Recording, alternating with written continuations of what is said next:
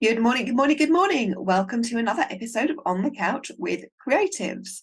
I'm in the UK, so I say good morning, but good afternoon or good evening if you're anywhere else in the world. I'm Melanie Perry. I'm Julie Hyde-Mew. And this is On the Couch with Creatives. As fans of the show will know, we're part of the Creatives Group, the professional network for creative professionals in all industries throughout the globe. We're here to help you connect, create, grow, and develop your creative business together. But this is On the Couch. So Julie, who do we have on the couch today? Well, today we're talking to TOBY GORNIAK MBE, and that makes him sound very conservative and a pillar of society, but he's actually TOBY G, a hip-hop artist and dancer. He's also an award-winning transformational coach, which is where the MBE comes from. An inspirational speaker and mentor, he uses his personal life experiences to help transform the lives and mindset of people from a range of different backgrounds. So let's bring him on the couch. Hello, Toby. Hello, guys. You all right? Yeah, well, lovely to see you. Before we get into the work you do as an inspirational speaker and mentor and how you transform people's lives through your art, let's kick off with how you became a hip-hop artist in the first place. Yeah, so I think what happened was when I was younger, I listened to a lot of hip hop at home because my brother and my sister were really into that music. So I was kind of brought up with it. And to me, it was something we heard every day. We danced to it, we had fun with it, and something I just fall in love with. Brilliant. And tell us your story, because you do have a story of how you came to be to the place that you are now, don't you? Yeah, definitely. My beginning roots, I am a Romani gypsy, born in Poland. I lived in Poland for 14 years of my life. Had a very difficult time due to the racism and discrimination in school and out of school, just mainly in the whole country. The kind of mentality of the community we lived in was very difficult for us. So all due to everything we went through, a mother said that it's getting really dangerous for us. So we had to leave the country. And then we arrived in Britain when I was 14, when I went to school here, and that's where everything changed in my entire life. Wow. In what way? In a way of that, when I came to Britain, I presumed this is another white country, so the same white people are going to be here, and they're going to have the same ideas and concepts of me, that I'm not good enough, that I'm a bad person, I shouldn't be alive, or any stuff like that. I kind of presumed this would be the same thing that's going to follow me because that's the only thing I knew. But when I went to school here, I had some incredible teachers, some kind teachers, which I was really shocked about because back home, they weren't very kind to me. But to me, the teachers I've met here in Britain and Plymouth was phenomenal. So I went to Lipson Community College and I had a blast at the school. I had some great inspirational teachers. One lady really stood out for me. She really kind of changed my life, how she kind of educated me, the approach she took and the time she took. It kind of showed me that kindness is there in the world. And one of the biggest things it taught me, I can't judge people in the group like people used to judge me in the group as like, you know, all Romani gypsies are a certain type of people. I used to judge all white people under one group. But she taught me, no, you just met one person, or you met 2 or 5, but that were just not very kind people. That's the people you've met. So she really taught me a vital lesson in my life. I always think that, you know, we will be at peace with ourselves as humankind if we stop judging people by the color of their skin and their cultures. One of my Welsh cousins is married to a gypsy, and he can actually speak Romani. Can you speak Romani? Yeah, I speak Romani, yes. Fluently? Yes. Wow. Yeah. Amazing. He's a lovely person. He's just so at one with nature. I'm fascinated with him, quite frankly. So I'm getting a bit fascinated with you too. So let's talk about getting into the whole hip hop dance scene and art scene. Yes. So for me, with the hip hop culture, so what started first of all, we got into the rap music and the rap culture, and I wanted to be cool. I wanted to dress like that. I wanted to beat like that. My rapping wasn't very great. But something that I was really good at from a very young age was dancing. Due to our Romani gypsy culture and our families, we dance. So if there's a party or there's an event, we all just dance as a family. So dancing was something very natural to me. And then I discovered breaking, so breakdancing. And when I saw that, oh my God, I just fell in love with it. Loved the acrobatics, the skills, the power moves, the whole technique, the style, the flavor, the attitude, everything that was in it. I was like, that is just me. That's just got my name written on it. And I started messing around when I was a little kid, started practicing. We had like cardboard boxes that we, stuck to the floor. We had a little boom box that we had a car battery, plug it into. Boom box, oh my word, yes. Yeah, we were dancing in the local little space that we had outside, and we were training. And then from then it just grew and grew and grew. And the more I spent time with it, the more I actually got to learn the culture of hip hop. So it wasn't just the popular thing that I got into at the beginning. Later, I actually started learning about the realness, the real culture of hip hop and what it means to call yourself hip hop. But that's very different from your beginnings, your roots, because hip hop, the roots are New York on the streets in the 1970s. So how did you embrace a totally different culture then, really? Yeah, I think for me, the thing about hip hop, it's a culture that came from nothing to something. And I felt really close to it because I came from nothing. Well, I was made to believe that was nothing. So for me, hip hop was the culture that kind of helped the people that were underprivileged, people that were just lost, people that were just fighting for their freedom, fighting to be seen and heard in the world. And I think that's why me and hip hop got so close together, because I just glued to it so easily, because it just made it so nice. Because in hip hop, one thing I love about the culture is there's no race, there's no religion, there's no language barrier, there's nothing except the love for the culture. And you could be from anywhere in the world. As soon as you say you're hip hop, I'm hip hop, makes me your brother, makes you my sister. And you're part of a bigger tribe, aren't you? And then also the vibrational highs, it really pushes up your vibrations, doesn't it? It does, 100%. I mean, doesn't matter where you come from. That's it. You can turn up to a place, to a jam, anywhere in the world.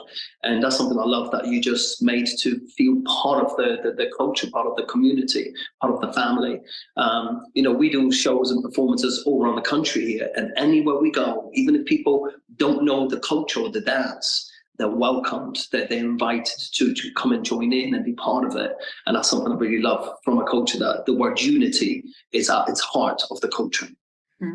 I think you find that in a lot of the arts, though. I mean, when artists come together, they are really, I'm talking about true artists, not managers and agents and people that want to make the money side, but true artists who come together in the name of, whether it's, painting or drawing, sculpting, dance and music. I mean, they just set you free. I used to, I didn't have a particularly good time at school with bullying and right through my whole school, but I found my peace on the ice. I was a figure skater, and that's what set me free.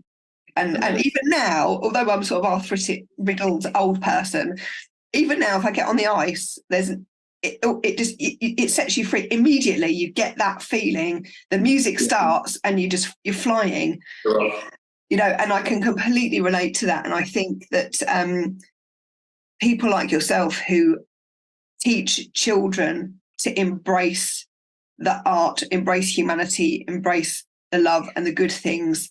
And it's really interesting that you said when you came to school over here that, you were expected to be, have all the same trauma because of the experience. And actually it was kind of quite the opposite. And teachers can make or break, can't they? Really, the people of power. And if you're lucky enough to have a good teacher or someone that believes in you, especially if you are in an underprivileged background, or if you have been bullied, and I didn't come from an underprivileged background, but I was incredibly unhappy for a long time because a lot of family crap as well. Yeah. When someone takes the time just to invest in you and be there, it makes all the difference in the world. So from your art and the love of your dancing, which I just think is fantastic, I love pump the music up. How did you then transform into a transformational coach and help others to realise their potential and not be limited by past beliefs and unlock their potential? So I think for me was, as a young kid, I always strived to be seen in the world. And I realized that due to being a Romani gypsy, I always had to be 5 times faster, 5 times stronger, 5 times smarter, 5 times kinder, just for people to acknowledge me. Because of those things, I strived so hard in my life. And then I started teaching in the local youth club. The manager of the local youth centre said, Toby, if you teach the kids, we'll give you free space. And I was like, yes, free space. Because dancing outside, especially in England, it rains 80% of the time. I mean, it's not nice. But to have a free space was incredible. So we, me and the manager kind of set up a little timetable, started teaching the kids. And that's something I just did naturally. So I naturally was really connected with human beings, and I wanted to help and I wanted to be there, because something I've learned later in life because of my wife. She's incredible. You got to meet my wife. She is a star. I have to have her on the couch because she's just won an award, hasn't she? Yes, she has. She is incredible. And she taught me this thing, because I was asked this question many times, why do you do what you do? And I could never answer it. And my wife one day said to me, I realized actually why you do what you do, because you were one of these kids. You needed a brother, you needed a father, you needed a mother, you needed a role model, you needed a teacher. So you've become all those things for others. Well, it's the same as a gang culture, that kids that don't have that kind of stable background, they look for those role models on the streets. And if they find a very violent gang, they become a violent gangster. If they find an exciting, high vibrational hip-hop dancer, then they become part of that tribe. So, yeah. It's about belonging. It's about belonging, isn't it? I mean, I've got a very good friend of mine based in the US called Shelley Brown, and she is an international speaker, and she talks about belonging and within the corporate and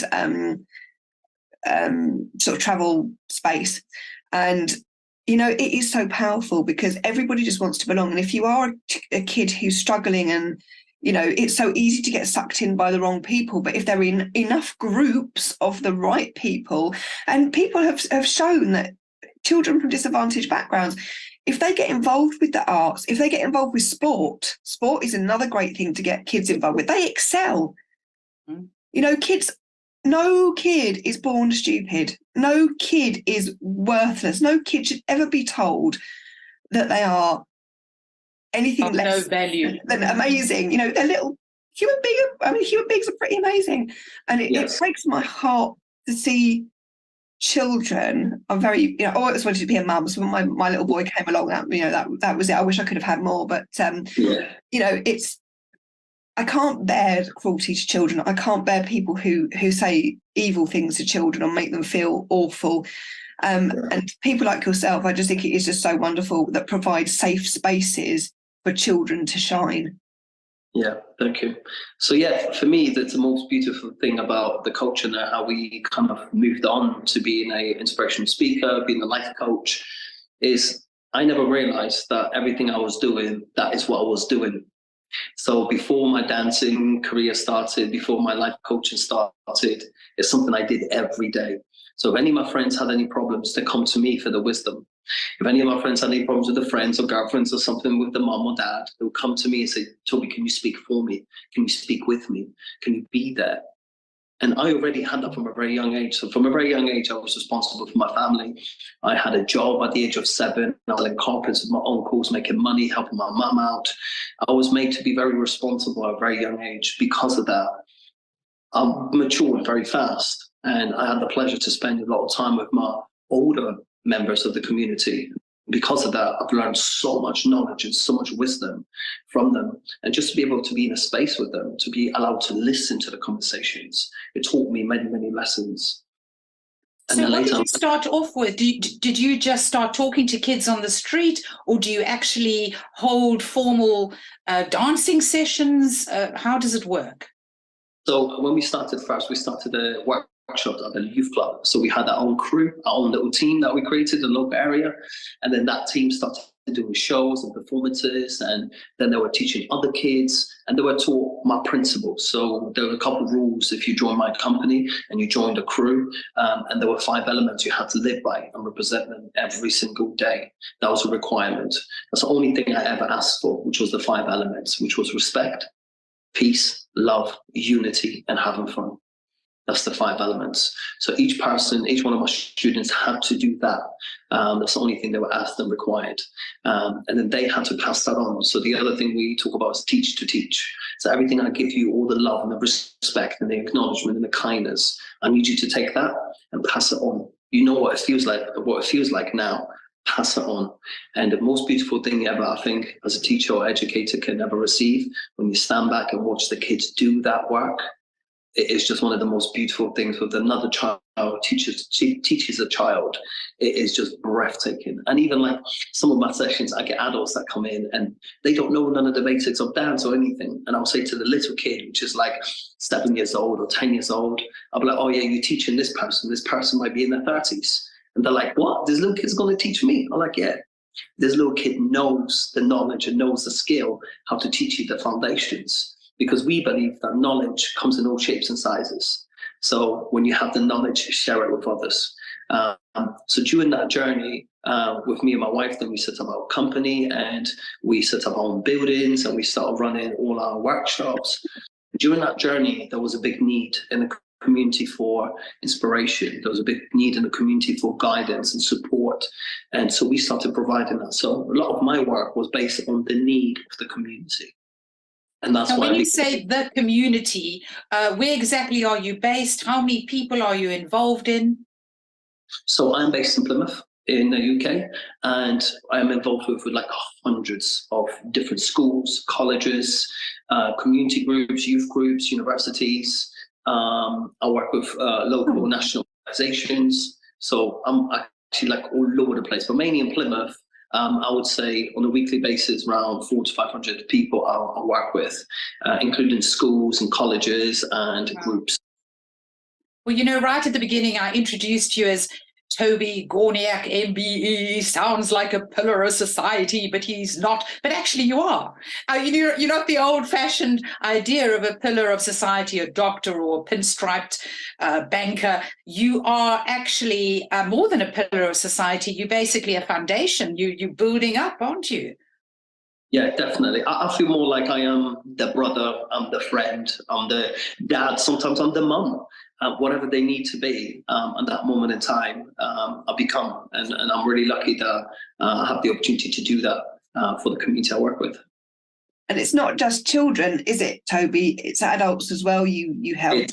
Yes, it's everyone. Like this morning we had a group and I run a program called Creative Change. And it's all about changing your mindset and giving you the opportunity to give you the tools so you can change your life for yourself. So this morning we had a group.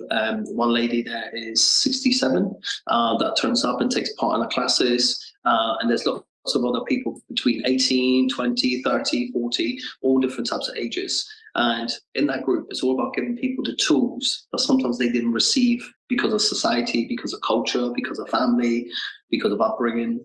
And sometimes these little magical things that me and maybe yourselves take for granted sometimes. We presume people should know that. They don't. And my job, I feel, is to give them those tools so they can live their happy life, whatever their happy life is. Well, let's have a look at some of your people doing their thing. A great-grandmother from Plymouth is proving you're never too old to give something a go as she prepares to show off her street dance skills at a festival later this week. HipHop Hilary Williams, who's 86, will be throwing some shapes and busting some moves as a member of the Street Factory team. Johnny Rutherford has been to meet her.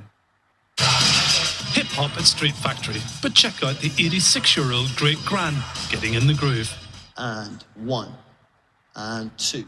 Yes, this is Hip-hop Hilary, who spun a few heads with her nifty dance moves. It makes me feel very agile. I know I'm no more agile, but it makes me feel agile. It just makes me feel very happy. And wave. Hilary started hip-hopping by accident after answering a call for more volunteers to dance at a show. I thought I was going to dance on the hoe and do a lovely little waltz or something. And it turned out to be hip-hop. Since August, she's been joining in on the community dance class at Street Factory, where all ages are welcome, but the majority are young. The children say to me, gosh, you're doing well. I look at them, and some of the contortions they get into is magnificent.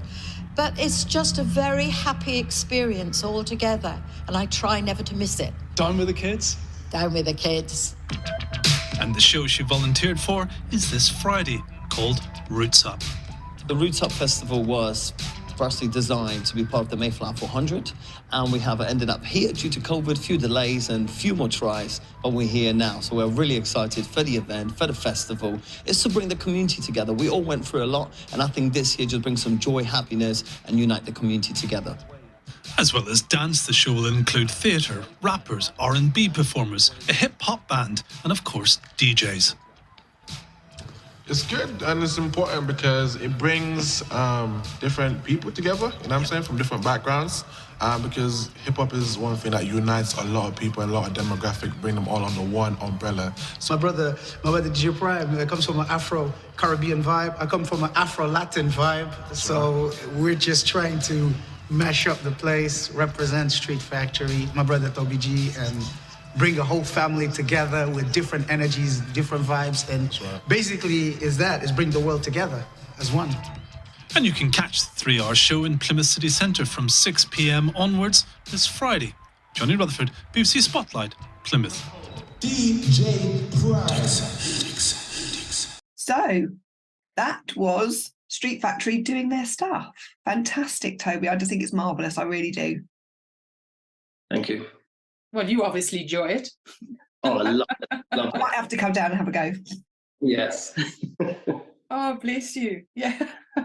So tell us about your MBE, because obviously you've been recognized, and not just in your community, but nationally. I mean, you need to make your mark on a national level for you to get awards like that in this country. Yes, definitely. I think the MBE was amazing. It was a really crazy experience, something totally different. I mean, how it happened was I was at home with my family on Sunday. We always have a movie day, so blankets, snacks, and we just chill and watch some TV and stuff in the morning. So my wife went downstairs to open the post. So I said, I'll get the blankets, she'll get the teas, and then all the kids get the place ready. So we're all getting ready, and then my wife is screaming and being really excited. So I'm like, wow, something really cool happened for Joe to be that excited. So I got really excited because I played a postcode lottery. So I thought I won. So I'm waiting for Joe to come upstairs and tell me how much. And so Joe was coming upstairs, she said, you got to sit down, you got to sit down. So all the kids, everybody sat down, and she's reading out this letter, and I'm really confused when she's reading it, because I'm thinking of the postcode lottery, and she's mentioning the Queen, and I'm like, what does the Queen got to do with the postcode lottery? She maybe gives her money or something. I thought, you know, I don't know.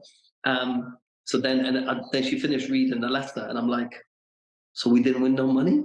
She goes, what do you mean? She goes, what do you mean? I said, this is the postcode lottery, isn't it? She said, no, it's not. This is huge. And I was like, I didn't even know what she said. The words I didn't even understand. I never heard before in my life. So then I had to Google it and YouTube the whole thing to understand what it was. And then once I've seen it on YouTube, I was like, wow, this is huge. Fantastic. And did you get it from the Queen? Did she physically pin the MBE on you? No, so my MBE was awarded by the Queen, but I received it from Prince William. Oh, lovely, like Prince Where, William. in Buckingham Palace or Windsor? Yeah, Buckingham Palace, yeah, William, yeah. So you were all dressed up in the pinstripe suit and the top hat, were you? No. So that one there was my cream suit. What Joe chose, the really, really cool suit, was like a cream suit with a pair of Nikes. And Joe was like, if we don't get in with those Nikes, I'm going to kill you. I was like, babes, we'll get in, we'll get in. And then we did get in with my Nikes and the suit, and it looked so cool, and I felt so great on the day.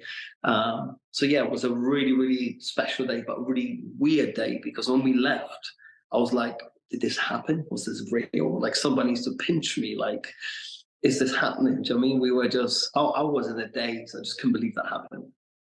And how has that changed things for you, getting your MBE? Has it opened more doors for you? Oh, 100%, but not just for me, for my community. It's this opportunity now. It's amazing. So lots more organizations and companies start taking us more serious. Because before, remember, we're a self-run organization. So a lot of people think you're just an alternative service, you know, kind of the mainstream service. But now, due to that MBE, a lot of people start taking us serious and saying, well, if they recognized you, this must be brilliant. So it gave us a lot of support. And the biggest thing is the MBE I use is for my community. So if my community needs a job, I'll write them the CVs, and I'll write them a reference and make sure they get support and anything they need from us. So it has helped many of my people that I work with to be able to move on to the next steps. So yeah, definitely. Let's be honest, we're all terrible snobs. If you have MBE and OBE behind your name, or Sir, or Lord, or, you know, everybody goes, ooh, this is somebody special. And of course you are somebody special. You wouldn't have got an MBE if you hadn't been. Yeah, no, your work sounds amazing. Definitely. And then the biggest thing is I'm just buzzing because the people I can help and the people I can inspire, that's the really cool thing. Because lots of times when I do my inspirational speaking, I can speak to the kids and I go, look, I came here to this country with nothing, not even a pound.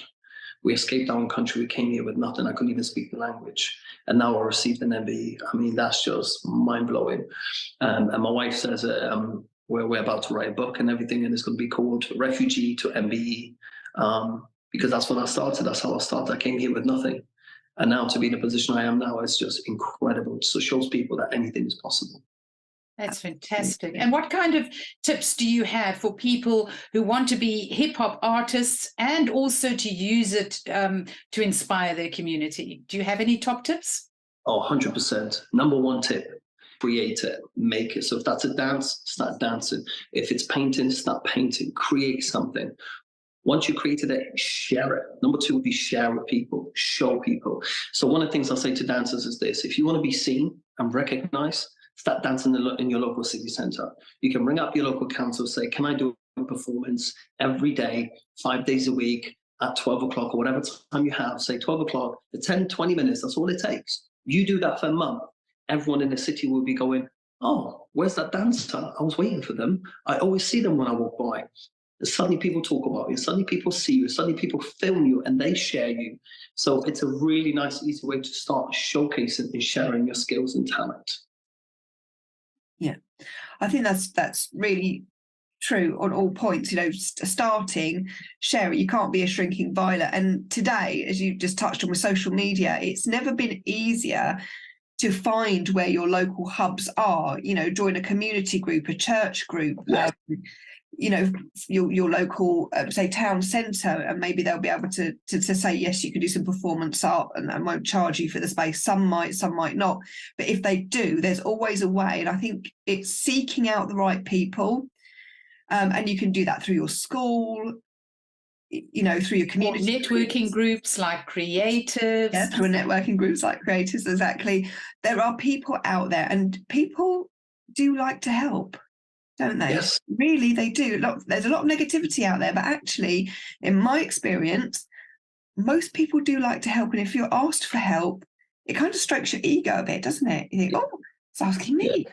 You know, and people do like to help because it makes you. And I think that's the key, what you just said, to ask. Many people are too afraid to ask. So one of the things I said today, because that's a discussion we had in our group today, was it's okay to hear no. It's okay when someone says, no, sorry, no, thank you. That's okay, because you're going to get your no's, but you keep on chasing that dream and that idea that you have and keep on asking, because there will be a person who says yes. Yeah. We've learned this very much so since Melanie and I started Creatives, and we wanted to talk to as many people across the creative spectrum, and we have met the most amazing people, yourself included.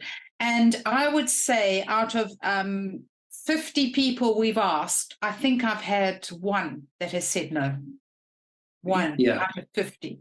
And that's just a ballpark figure, but that's the kind of reaction we're getting. Is that people love talking about their work and their art. Yes.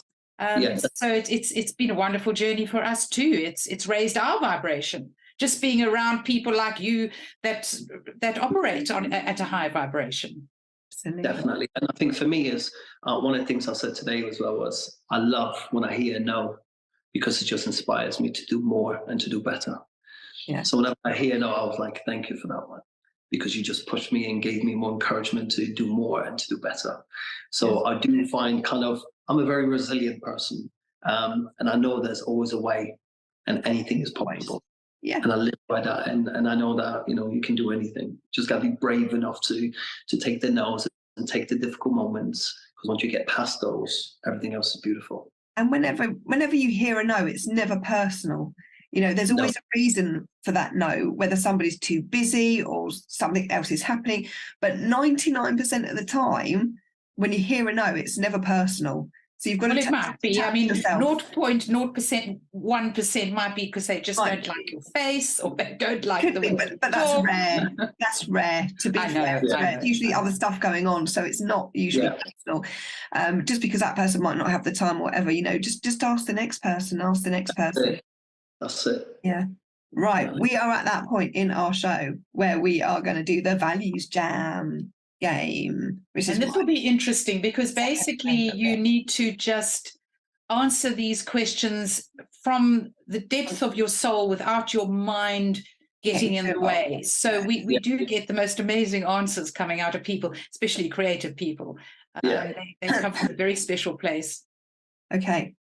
I'm going to run my finger along my cards, my lovely cards that I love because they're so soft. Cards, and then just you say stop, and then I will. Oh, you disappearing. You're disappearing. Come closer to the camera.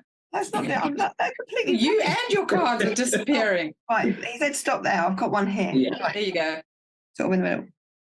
Ooh, actually, this is quite a good card, and it's quite peculiar because a lot of our guests have chosen cards that are really sort of pertinent to what they do or the discussion that we've been having, and this is quite a good card as well. So you have chosen ambition. Okay, so as we're creators, we're going to ask you about it creatively. So ambition, Toby, what does ambition mean to you? What does it look, feel and sound like? Beautiful. So ambition is something I think when I was young I was really scared of, but right now I'm really proud of. I'm ambitious. I am courageous in my ambition. I am giving in my ambition. I love in very ambitiously, very, very powerfully. Ambition to me means me becoming the real me becoming the full me, no more being half, no more missing bits, really truly owning and being who I am. That's ambition to me. I love it. What does it look like? Oh, it looks beautiful. It looks very kind, it looks very strong, it looks very powerful, but soft. What colour is it? It will be purple. Purple. I like that. I like that. What does it smell like? Hip-hop rhythm. Yes, with a nice groove. Yeah, it's got that warm, good I'm feeling, yes. And it would smell like cinnamon. I love cinnamon. I love cinnamon. Yeah, I love that smell. I love that because sometimes when people talk about ambition, they talk about it as if it's a bad word almost. Yeah. You know, and it's got 80s throwback to Gordon Gekko, and but it's not, ambition is not a bad thing. No, it's not. If you think about it properly. I love that beautiful cinnamon hip hop. Yes. It's an idea for a dance for you. Cinnamon hip hop. Yeah. That made me laugh. Yeah. It's been wonderful talking to you, Toby. Really, it has. And we wish you all the best in your, obviously, future endeavors. And hopefully we'll have you on the couch and your wife one day, hopefully. Because the more people we meet, the more people we want to talk to. So hopefully she'll come on the couch as well. But yeah, thanks so much for coming and talking to us. Just want to say thank you for having me. It's been beautiful to share my story with you guys. Just want to say thank you and peace and love. Thank you very much. Oh, that's wonderful, Toby. Thank you so much. But we're out of time. So until next time, we'll see you. Thank you.